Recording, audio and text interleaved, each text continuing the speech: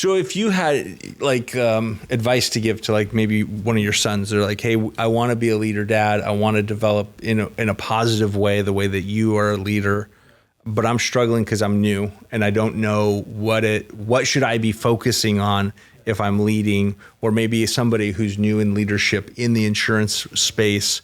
What advice would you give them to say, hey, as you're developing as a leader, here's some things you should pay attention to?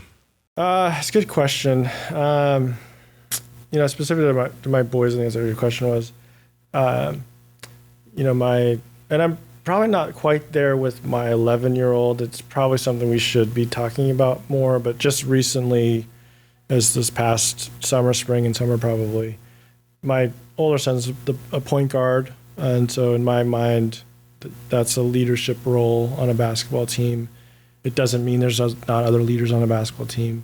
But, my goal for him is that he becomes a leader, and there's different kinds of leaders. There's leaders by example, there's vocal leaders, and sometimes it's more natural for someone that might be, my older son is very competitive. He's not super vocal, but he is a great leader as an example.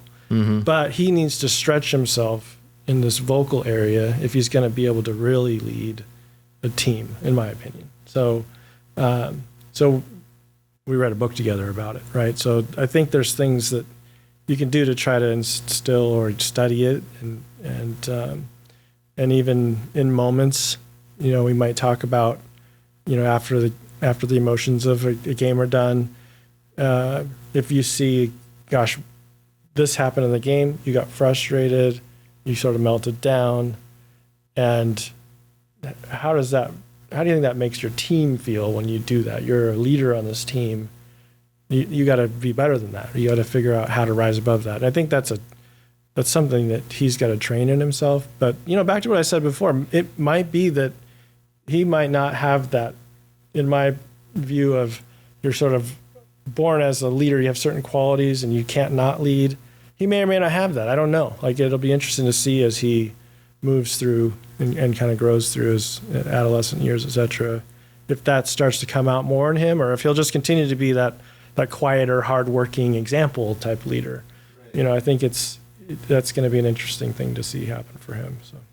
Yeah, and I think that you're right. Like, as you're reading that book, like, I think there's skills that you could develop. There's skills like, basketball is an example, right? Like, you can have someone who's naturally talented at it. Michael Jordan would have been someone who was naturally talented at basketball, but he still put in the work to hone the skills, right? And I think that you can have someone who's like, hey, you are a leader, either because you're naturally a leader, you've been put in a place of leadership or whatever. Yeah. And I think we are all leading somebody, whether we recognize it or not. I agree with that. Yeah. Even if it's like I'm leading myself, right? Or my family. Or, yeah. There's people who see you that are responding to how you live your life. And so I think that does come to that, to go, maybe we have to like hone in on some of that. I see that this is a weak area in me. Like it's easier. I think there's a lot of people that it's easier for them to live it, but it's hard for them to call others into it, right? To say, hey, you need to do more drills at practice because you're traveling and you need to fix that, or your hook shot's off, or it's a basic layup, you shouldn't miss that. Like, to be able to hold people accountable, not in a demeaning way that demoralizes them. I think that's a big leadership topic. I think it's hard to hold someone to account sometimes because it feels maybe mean to point out to someone that they're making a mistake. And I think you have to recraft what that actually means in your head, because if I see you're constantly making the same mistake over and over again, whether it's maybe the customer interaction or it's how you put your proposal together, whatever it is, and I notice it and I'm like, man, I really like Andrew. I don't want to hurt his feelings. Right. Like, I'm just not going to say anything. I'll just fix it for him and tell him. That's actually not very kind, right? No. That's actually not kind. I'm seeing you. I have this theory of it comes from a friend of mine, but it's the theory of the unzipped fly. So a true friend will tell you that your fly is unzipped, Right. or that you have a piece of lettuce in your teeth. Right. Someone that doesn't really care deeply about your success is not going to tell you that stuff. Right. So like when you do that, you have to come at it, I think, from that angle of like, I'm about to tell you something. You may not like it. You actually might get defensive about it. But I'm doing it because I care about your success and I think you can handle this message, right? Yeah. You're doing this thing and you're doing it over and over, and it's taken away from your ability to get to the next level, or whatever it is. Yep. But I do think just that ability to tell someone and to help someone and to really, I view it as coaching someone. Not everyone. I think people have to learn and get there and get comfortable with it.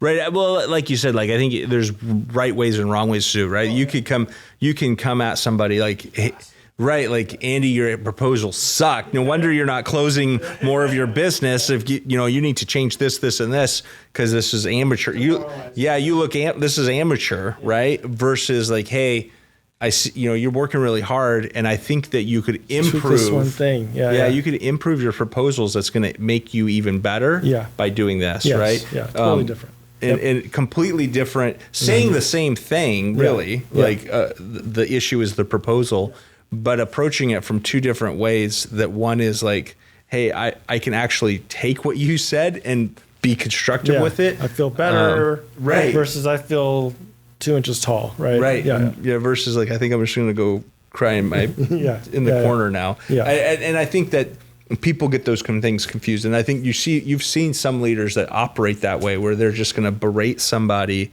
and but and to your point, like it has to be said though, right? It has to be said, and I think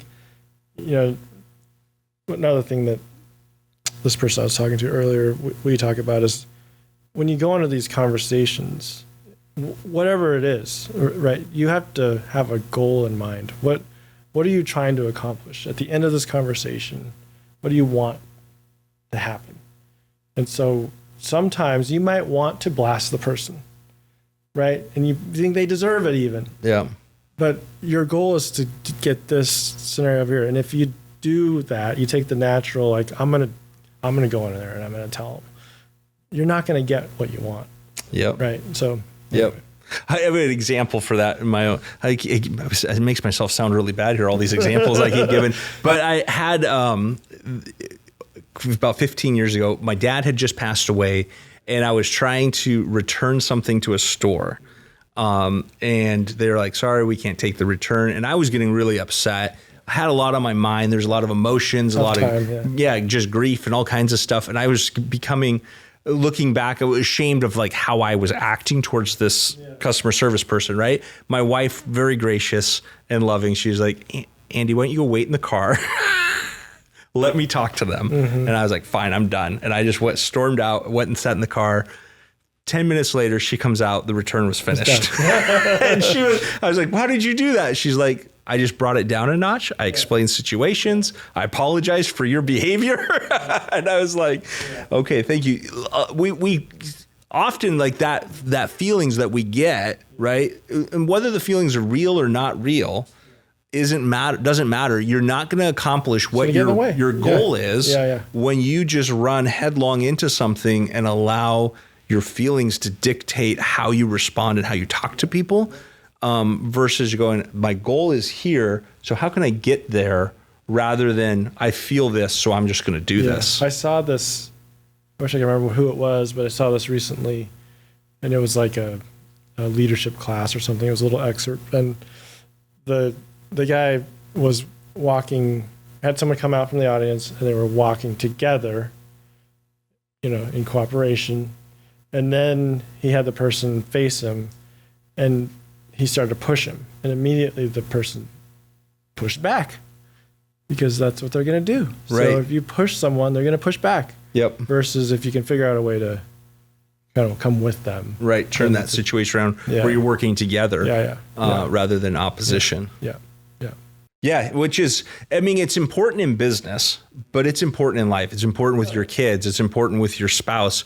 Congratulations, you've been married for 28 years. That's just amazing.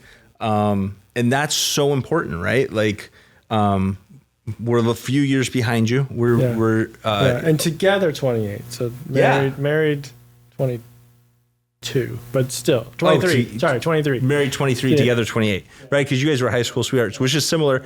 My wife and I met when we were 16.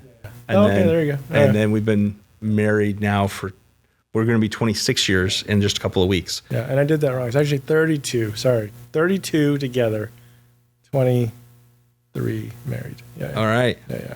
So that's congrats awesome. to you as well. Yeah, that's great. There's not a lot of stories like that. There's not, right? Yeah. But it's because I think it's because you see the difference of like we're going to work together to accomplish something versus I'm going to try to get what I want out of this. And I think even in marriage, right? When you go, if you have two people that are trying to work together towards a goal, you can get through hard things and navigate difficult conversations and come out stronger, better, and work together versus becoming 100%. And so I think like those things, like we talk about it like it's only relevant to business and being successful in business is like it is relevant to business and being successful in business, but it's relevant to your life.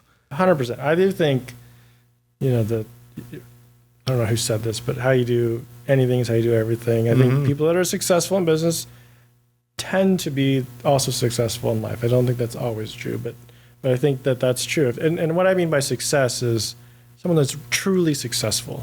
You can have someone who's a tyrant that's successful, right? In a sense. Sure. But I'm talking about someone who's really successful as a leader in business.